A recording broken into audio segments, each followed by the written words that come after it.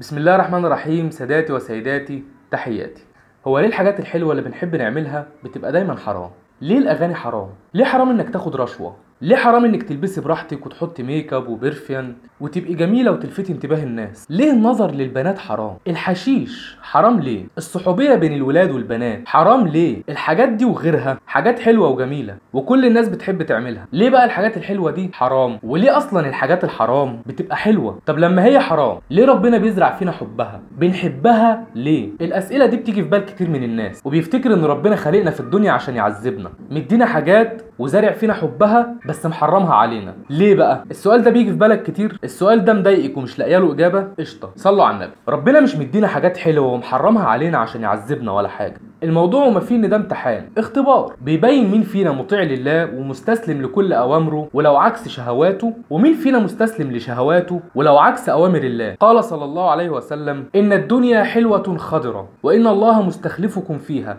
فينظر كيف تعملون فاتقوا الدنيا، الى اخر الحديث. فالدنيا حلوه بس اتقوا الدنيا، فيها حاجات حلوه بس محرمه. فالاختبار هنا مين هيستسلم لشهواته ومين هيستسلم لاوامر الله. ولو كانت الحاجات المحرمه دي مش حلوه ففين الاختبار؟ يعني لو الاغاني مش حلوه وحرام ما انا كده كده مش هسمعها، ما هي مش حلوه. لو المخدرات مش حلوه وحرام مش هشربها، ما هي كده كده مش حلوه. حرام بقى ولا حلال؟ هشربها ليه لما هي مش حلوه؟ وزي ما بنقول ان الممنوع مرغوب، يعني اي حاجه ممنوعه النفس بيبقى ليها رغبه فيها، بس المرغوب ده بقى حرام، فبرضه هيبقى ليك رغبه فيه ولا هتستسلم لكلام ربنا وتسمع كلامه؟ طب اقول لك على الكبيره بقى، هقول لك على الكبيره. الحاجات الحرام دي لو كانت مباحه او فرض ما كانش حد هيعملها. احنا كده الحاجات الممنوعه او المحرمه بنحب نعملها، بس للاسف المفروض علينا ما بنحبش نعمله. الا بقى الناس اللي قلبها مليان بحب ربنا، دول بيستسلموا لاي امر من اوامر الله حتى لو كان عكس رغبتهم. ربنا يجعلنا منهم. بس خليني اقول لك على حاجه، مين بقى قال لك ان الحاجات الحرام دي حلوه؟ مين قال لك ان الاغاني حلوه؟ مين قال لك ان الميك اب والبنطلون واللبس الضيق حاجات حلوه؟ مين قال لك ان المخدرات حاجه حلوه؟ مين قال لكم ان الحرام حلو؟ تاكدوا تماما ان ربنا مش هيحرم علينا حاجه وهتبقى حلوه. بلاش يبقى عندك فكره الحراموفوبيا اللي هو كل حاجه حرام حرام وهتحرموا علينا عيشتنا ليه. عايز اقول لك ان الشيوخ والعلماء اللي بيقولوا حرام دول ما بيجيبوش الكلام ده من عندهم، ده كلام ربنا وكلام سيدنا محمد صلى الله عليه وسلم. ربنا بيقول: الذين يتبعون الرسول النبي الأمي الذي يجدونه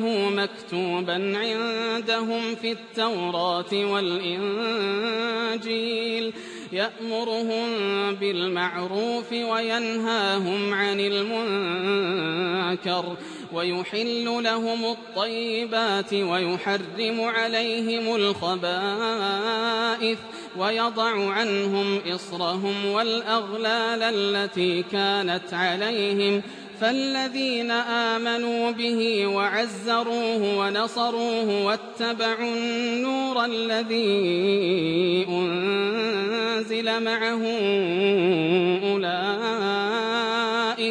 أولئك هم المفلحون. ويحل لهم الطيبات ويحرم عليهم الخبائث. دور كده على اي حاجه حرام، اي حاجه هتلاقي فيها ضرر ليك، خبائث، فربنا محرمها عليك عشان الضرر ده ما يقعش عليك.